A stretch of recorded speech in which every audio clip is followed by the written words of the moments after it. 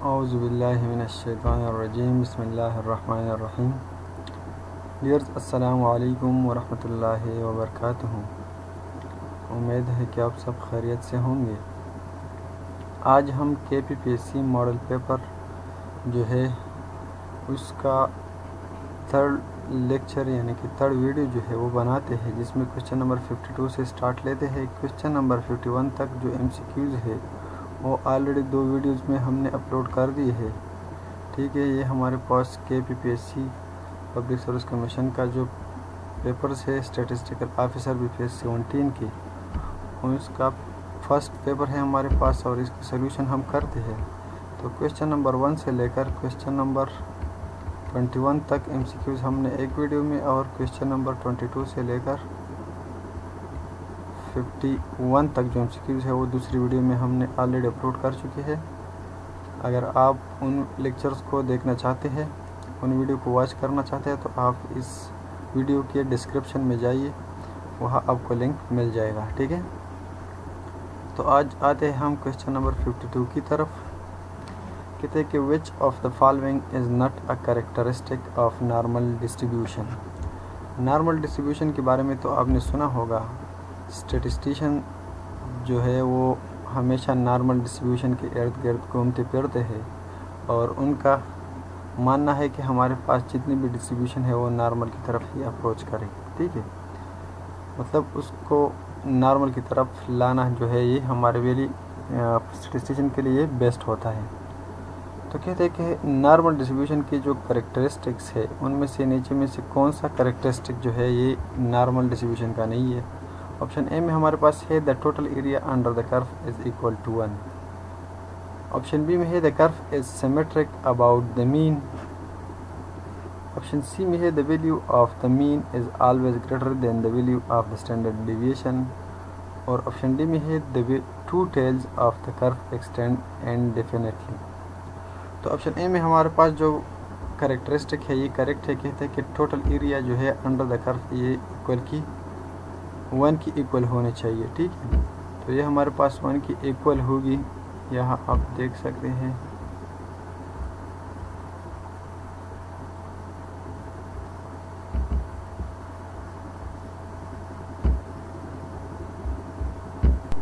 तो यहाँ आप देख सकते हैं हमारे पास जो लेफ़्ट साइड के एरिया है वो 0.5 के बराबर है मीन के, और मीन के राइट साइड की जो एरिया है वो भी 0.5 के बराबर है।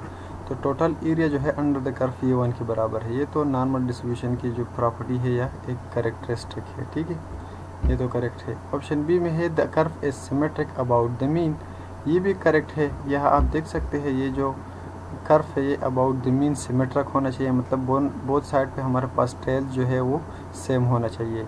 यहाँ अगर इस फिगर में सेम नहीं है तो वो हमारी मिस्टेक है, मतलब हमने फिगर सही ड्राफ्ट नहीं किया है, लेकिन ये सेम होनी चाहिए। ठीक है, डी ऑप्शन में कहते हैं the two tails of the curve extend indefinitely, तो ये भी करेक्ट है। और ऑप्शन सी में है the value of the mean is always greater than the value of the standard deviation. तो ये इसका कैरेक्टरिस्टिक नहीं है। ये ज़रूरी नहीं है कि हमेशा स्टैंडर्ड डिवीएशन से मीन की वैल्यू ग्रेटर हो, ये छोटी भी हो सकती है, इसके बराबर भी हो सकती है। ठीक है, क्वेश्चन नंबर, तो इसलिए हमारे पास ऑप्शन सी जो है ये करेक्ट हो गया। क्वेश्चन नंबर 53 को देखिए। The total area under the normal distribution curve to the left of the mean is always 0.5।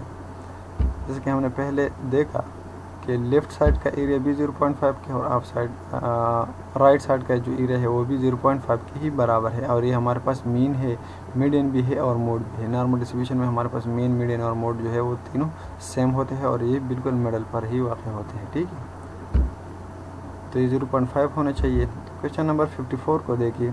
The tails of the normal distribution, कहते हैं कि नॉर्मल डिस्ट्रीब्यूशन की जो टेल्स है वो क्या है। Meet the horizontal axis at Z is equal to 3.0। Option B में है नेवर मीट और cross the horizontal axis. Option C में है cross the horizontal axis at Z is equal to 4.0। और ऑप्शन डी में है आर एसिमेट्रिक। तो इसमें ऑप्शन सी सही, ऑप्शन बी जो है ये ठीक है, नेवर मीट और क्रॉस द हॉरिजॉन्टल एक्सिस। इसका क्या मतलब है, ये जो हमारे पास टेल्स है लेफ़्ट और राइट पे, ये एक्स एक्सिस है और ये वाई एक्सिस है। तो ये टेल एक्स एक्सिस को कभी भी छू नहीं सकता, इसको कभी भी क्रॉस नहीं कर सकता, टच नहीं कर सकता, तो ये हमेशा इसके ऊपर होगी। ठीक है, जितने भी इसके करीब हो ठीक है, लेकिन इसको टच नहीं करना। ये जो लाइंस है ये कभी इसको टच नहीं करेगी, एक्स एक्सिस को कभी टच नहीं करेगी। तो इसलिए हमारे पास ऑप्शन सी जो है, ऑप्शन बी जो है ये करेक्ट हो गया। नेवर मीट और cross the horizontal axis. Option question number 55 को देखिए। For a normal distribution the Z value for an X value is to the right of the mean is always. अच्छा, कहते हैं कि हमारे पास अगर एक्स की वैल्यूज़ है नॉर्मल डिस्ट्रीब्यूशन में, तो उसके लिए हम अगर जी की वैल्यू फाइंड करना चाहते हैं तो एक्स मीन के राइट साइड पे जो अगर वैल्यू है वो क्या कौन सा होना चाहिए, equal to 0, negative, greater than 1 और पॉजिटिव। तो मीन के जो अपोजिट राइट साइड पे जो हमारे पास वैल्यूज़ होते हैं वो हमेशा पॉजिटिव ही होते हैं। ठीक है, मतलब उनकी जो वैल्यूज़ है वो मीन से ग्रेटर होते हैं। ये जो वैल्यूज़ है राइट साइड पे ये मीन से ग्रेटर होते हैं। ठीक है, हम जी की वैल्यू कैसे फाइंड करते हैं, x minus mu divide by standard deviation. ठीक है, तो एक्स की वैल्यू जो है वो हमारे पास मीन से ग्रेटर होगी। जब एक्स की वैल्यू मीन से ग्रेटर होगी तो ज़ाहिर बात है कि हमारे पास पॉजिटिव वैल्यू आ जाएगी एक्स माइनस म्यू से। तो एक्स माइनस म्यू से अगर आपके पास पॉजिटिव वैल्यू आ जाएगी तो आपने स्टैंडर्ड डिवीजन पर डिवाइड करना है। स्टैंडर्ड डिवीजन तो हमेशा पॉजिटिव ही होगा। तो पॉजिटिव वैल्यू अगर पॉजिटिव पर डिवाइड कर लेंगे तो आपके पास आंसर भी पॉजिटिव ही आएगा। ठीक है, question number 56। For a normal distribution, the mean of 40 and a standard deviation of 8, the value of z for x is equal to 52। तो यह हमारे पास मीन की वैल्यू जो है वो 40 है, x की वैल्यू 52 है। ठीक है, तो 52 minus 40 is equal to 12, 12 divide by 8 is equal to 1.5। तो जी की वैल्यू तो आप फाइंड कर सकते हैं कि x minus mu divide by standard deviation. तो x माइनस म्यू हमारे पास x 52 है, म्यू जो है मीन वो 40 है, 52 माइनस 40 से 12 आ जाएगा, डिवाइड बाई स्टैंडर्ड डिवीजन है तो स्टैंडर्ड डिवीजन 8 है, तो 12 अगर 8 पर डिवाइड कर लेंगे तो 1.5 जो है वो ये आंसर आ जाएगा। ठीक है, question number 57। If mean of the chi square distribution is 4 then its variance is. अच्छा, ये बात जहन में रखिएगा कि काई स्क्वायर डिस्ट्रीब्यूशन की जो मीन है वो वेरिएंस की हाफ की बराबर होती है। ठीक है, यानी अगर आप वेरिएंस को 2 से मल्टीप्लाई कर लेंगे तो वो काई स्क्वायर डिस्ट्रीब्यूशन की वेरिएंस हो जाएगी। अगर आप काई स्क्वायर डिस्ट्रीब्यूशन की वेरिएंस को 2 पर डिवाइड कर लेंगे तो उसकी जो मीन है वो आ जाएगी। तो इसी तरह हमारे पास यहाँ काई स्क्वायर डिस्ट्रीब्यूशन की जो मीन है वो 4 दिया गया है, तो 4 को अगर आप 2 से मल्टीप्लाई करेंगे तो 8 आएगा, तो 8 इसकी वेरिएंस हो जाएगी। ठीक है, question number 58। If X follows T distribution with v degrees of freedom then the distribution of X square is. अच्छा, अगर x एक टी डिस्ट्रीब्यूशन को फॉलो करता है v डिग्रीज ऑफ फ्रीडम के साथ, तो फिर हमारे पास एक्स स्क्वायर जो है ये f डिस्ट्रीब्यूशन को फॉलो करेगी with 1 and v degrees of freedom. Option C इसमें करेक्ट ऑप्शन है। ठीक है, question number 59। The area under the normal curve within 2 standard division of the mean is. अच्छा, 2 स्टैंडर्ड डिवीजन, एक होता है हमारे पास सिंपल सिग्मा, हम ऐसे फाइंड करते हैं कि x प्लस माइनस सिग्मा। ठीक है, हम एरिया फाइंड करते हैं कि हमारे पास कितना एरिया जो है वो कर्व कर रहा है। दूसरा हमारे पास होता है x प्लस माइनस 2 सिग्मा। ठीक है, और तीसरा हमारे पास होता है x प्लस माइनस 3 सिग्मा। आपके जहन में आया होगा अभी शायद। तो x प्लस माइनस सिग्मा के लिए हमारे पास जो एरिया है वो 68.26% पर होती है। ठीक है, x प्लस माइनस 2 सिग्मा के लिए जो वैल्यू है वो 95.44, यानी ऑप्शन बी जो है ये करेक्ट ऑप्शन हो गया, तो ये होती है। और x प्लस माइनस 3 सिग्मा के लिए 99.73 होती है। ठीक, 99.99 नहीं बल्कि 99.73%। अगर आपके को कहा गया हो कि the area under the normal curve with in 3 standard division of the mean is, तो फिर आपका आंसर जो है वो 99.73 आ जाएगा। अब 2 स्टैंडर्ड डिवीजन की बात कर रहे हैं तो हमारे पास करेक्ट ऑप्शन बी है 95.44। अगर 1 स्टैंडर्ड डिवीजन की बात कर रहा होता हो तो फिर हमारे पास ऑप्शन ए जो है ये भी करेक्ट होता। ठीक है, क्वेश्चन नंबर 60 को देखिए। The distribution of sample correlation. Sample correlation का जो डिस्ट्रीब्यूशन है वो क्या है, वो टी डिस्ट्रीब्यूशन होता है हमेशा। ऑप्शन बी इसमें करेक्ट है। Question number 61। The major difference between regression analysis and correlation analysis is that of. कहते हैं कि कोरिलेशन एनालिसिस और रिग्रेशन एनालिसिस में हमारे पास मेन डिफरेंस ये है कि दैट इन रिग्रेशन एनालिसिस, के रिग्रेशन एनालिसिस में क्या होता है, the independent variable is known without error. Option A इसमें करेक्ट होता है। ठीक है, कहते हैं कि द इंडिपेंडेंट वेरिएबल जो है जिसको हम x से रिप्रेजेंट करते हैं, इंडिपेंडेंट वेरिएबल डिपेंडेंट वेरिएबल को हम y से रिप्रेजेंट करते हैं, कहते हैं कि ये क्या है, variable is known without error. ये विदाउट एरर हमें मालूम होगा, तो यही हमारे पास कोरिलेशन और रिग्रेशन में डिफरेंस होता है। ठीक है, ऑप्शन बी में है both variables are random variables, ये तो कोरिलेशन में भी होता है। ठीक है, ऑप्शन सी में है the T distribution is used for hypothesis testing, ये गलत है, ये ठीक नहीं है। ठीक तो है लेकिन मतलब ये इन दोनों की जो डिफरेंस है वो ज़ाहिर नहीं करता। ऑप्शन डी में है only the slope is important, तो ये भी ठीक नहीं है। ठीक है, क्वेश्चन नंबर 62 को देखिए। The term homoscedasticity refers to what. Option A में है equal variances for X and Y. Option B में है a normal bivariate distribution only. Option C में है equal variance of the dependent variable y for any value of independent variable x। और option D में है uniform variance of the independent variable. तो homoscedasticity जो है ये किस टर्म को रेफर होता है, ये ऑप्शन सी को। ऑप्शन सी में कहते हैं equal variance of the dependent variable y।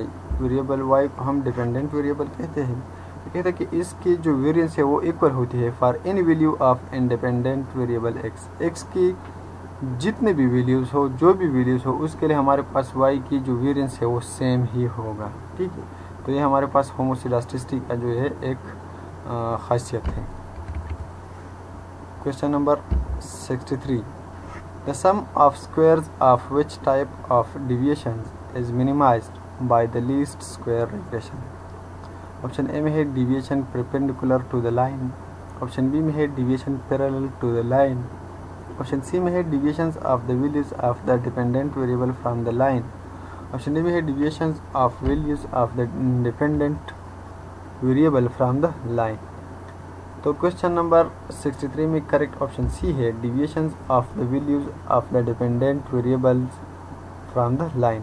Question को एक बार फिर पढ़े ताकि आपको समझ में आ जाए। कहते हैं कि द सम ऑफ स्क्वायर्स तो आप जानते होंगे, of which type of deviations is minimised by the least square regression. Least square regression के थ्रू हम कौन सी सम ऑफ स्क्वायर जो है, द सम ऑफ स्क्वायर जो है कौन सी किस्म की डिविएशन का मिनिमाइज कर सकते हैं। कहते हैं कि लीस्ट स्क्वायर रिग्रेशन के थ्रू हम कौन से टाइप डिविएशन को मिनिमाइज करते हैं सम ऑफ द स्क्वायर। ठीक है, तो ऑप्शन सी जो इसमें है deviations of the values of the dependent variable from the line. Line से जो हमारे पास डिपेंडेंट वेरिएबल की वैल्यूज की डिविएशंस है उसको हम लीस्ट स्क्वायर रिग्रेशन के थ्रू मिनिमाइज कर सकते हैं। ठीक है, question number 64 A random sample of paired observations has been selected। कहते हैं कि हमने एक paired observations की एक random sample select कर दी है and the sample correlation coefficient has been found to be -1। और जब हमने sample correlation coefficient find जब कर लिया जिसको हम R से रिप्रेजेंट करते हैं तो -1 आ गया। From this result we know that, तो अब कहते हैं कि हम इस -1 के जो रिजल्ट आया है हम इससे क्या जानते हैं। ऑप्शन ए में है at least one sample observation does not lie in the sample regression. कहते हैं कि कम से कम एक सैम्पल ऑब्जर्वेशन जो है वो लाई नहीं करेगा on the sample regression line. ठीक है, ऑप्शन बी में है all sample observation lie on the sample regression line, और यही करेक्ट ऑप्शन है। ठीक है, ऑप्शन सी को देखिए at least one sample observation lies on the population regression. कहते हैं कम से कम एक सैम्पल ऑब्जर्वेशन जो है वो पॉपुलेशन रिग्रेशन की लाइन पर लाई करेगा। ऑप्शन डी में है नन ऑफ द अबव। तो ऑप्शन बी में कहते हैं कि ऑल सैम्पल ऑब्जर्वेशन जो है ये लाई करेगी on the sample regression line. जब हमारे पास वैल्यू जो है रिग्रेशन कोफिशिएंट की, कोरिलेशन कोफिशिएंट की सॉरी, जिसको स्मॉल आर से रिप्रेजेंट करते हैं, वो अगर +1 आ जाएगी या -1 आ जाएगी तो हमारे पास सैम्पल ऑब्जर्वेशन की जो वैल्यूज़ है वो सब की सब सैम्पल रिग्रेशन लाइन पर लाई करेगी। ठीक है, यह हमारे पास जो है परफेक्ट कोरिलेशन है। ठीक है, question number 65 and last question of this video. The output of a certain chemical processing machine is linearly related to temperature. कहते हैं कि हमारे पास आउटपुट जो है केमिकल प्रोसेसिंग मशीन की वो रिलेटेड है टेम्परेचर के साथ। कैसे? अगर हमारे पास टेम्परेचर -10 डिग्री सेंटीग्रेड हो तो प्रोसेसर आउटपुट जो है वो 200 किलोग्राम्स होती है पर आवर, और अगर टेम्परेचर 40 डिग्री सेंटीग्रेड हो तो आउटपुट जो है वो 220 किलोग्राम्स पर आवर होना चाहिए। अब कहते हैं calculate the linear equation for kilograms. अब किलोग्राम्स के लिए लीनियर इक्वेशन को कैलकुलेट करना है। Per hour of output Y as a function of temperature in degree Celsius, कि पर आवर हमारे पास जो वाई की आउटपुट है वो कितनी होगी, और उसके लिए फंक्शन जो है वो हमारे पास टेम्परेचर इन डिग्री सेल्सियस होता है। तो कहते हैं कि हमारे पास ऑप्शन बी जो है ये करेक्ट है, y = 204.0 + 0.40 × x। अब ये कैसे आया है? तो आते हैं इसकी सॉल्यूशन की तरफ ताकि आपको पता चले। ठीक है, ये हमारे पास इसकी सॉल्यूशन है, मैं जूम कर देता हूँ। अच्छा, y की वैल्यू अगर -10 हो तो x जो है वो प्रोडक्शन 200 करता है। y की वैल्यू अगर 40 हो तो x की वैल्यू जो है वो 220 होनी चाहिए। नहीं, ये मैंने गलत लिखा है, y नहीं, ये x होना चाहिए। ये तो ज़रूरी नहीं है कि हम डिपेंडेंट वेरिएबल को हमेशा y से रिप्रेजेंट कर ले, लेकिन फिर भी हम y ज़्यादातर डिपेंडेंट और x जो है वो इंडिपेंडेंट वेरिएबल्स के लिए यूज़ करते हैं। तो इसलिए हमारे पास जो y की वैल्यू है वो यहाँ होना चाहिए, मतलब ये y होना चाहिए x की जगह। ठीक है, अगर x की वैल्यू -10 हो तो y की प्रोडक्शन जो है वो हमारे पास 200 है। तो इसका मतलब ये है कि x इंडिपेंडेंट है और y जो है वो डिपेंडेंट है वो x की वैल्यू पर। इस तरह अगर x की वैल्यू 40 हो तो y की जो प्रोडक्शन है वो हमारे पास 220 होगी। तो इसलिए हमारे पास y की वैल्यू 220 होना चाहिए और x की वैल्यू -10 और 40 होनी चाहिए। ठीक है, अब हमने क्या करना है कि हमने ये वैल्यू फाइंड करनी है। ठीक है, सॉरी, ये equation y hat = a +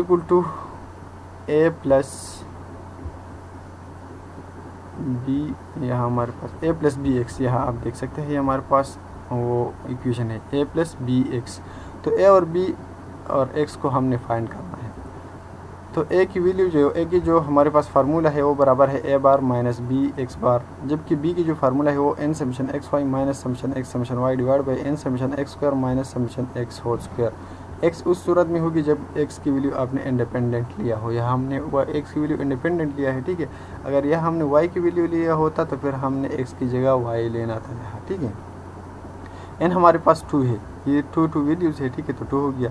summation x और y दोनों मल्टीप्लाई कर ले तो इसकी समेशन जो है वो 6800 आता है, और x² की वैल्यू जो है वो 1700 आती है। ठीक है, अब समेशन x समेशन y की वैल्यू 6800 माइनस यहाँ समेशन x समेशन y है तो समेशन x 30 है और समेशन y 420 है, तो 420 multiplied by 30 divide by 2 into यहाँ फिर n है तो n की जगह हमने 2 लगा लिया। समेशन x² की वैल्यू 1700 है minus summation x whole square है, तो समेशन x हमारे पास 30 है, उस पर अगर होल स्क्वायर लेना है तो फिर उससे कोई वैल्यू आ जाएगी। ठीक है, अब इससे हमारे पास जो वैल्यू आती है b की वैल्यू वो हमारे पास आती है 0.4, यानी कि b की वैल्यू जो है वो 0.4 आ गया।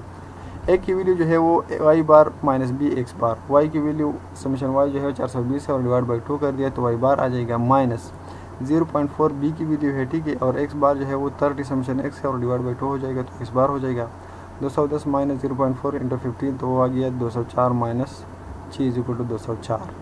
तो y बार की वैल्यू जो है वो हमारे पास बराबर है a - bx बार। ठीक है, ये प्लस है, माइनस नहीं है।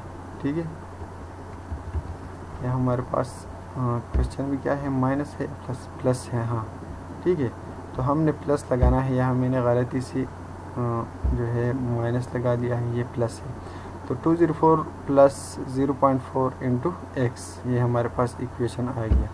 तो ये इक्वेशन जो है ये करेक्ट हो गया, ऑप्शन बी वाला। ठीक है डियर्स, आज की वीडियो में क्वेश्चन नंबर 65 तक जो MCQs थे वो हमने सॉल्व कर दिए हैं।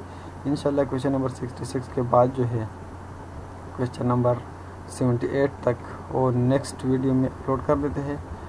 इंशाल्लाह फिर मुलाकात होगी। आपसे एक रिक्वेस्ट है, अगर आपने हमारे चैनल को अभी तक सब्सक्राइब नहीं किया है तो हमारे चैनल को सब्सक्राइब कीजिए और बेल के आइकन को भी ज़रूर दबा दीजिए। अस्सलामु अलैकुम वरहमतुल्लाहि वबरकातुहू।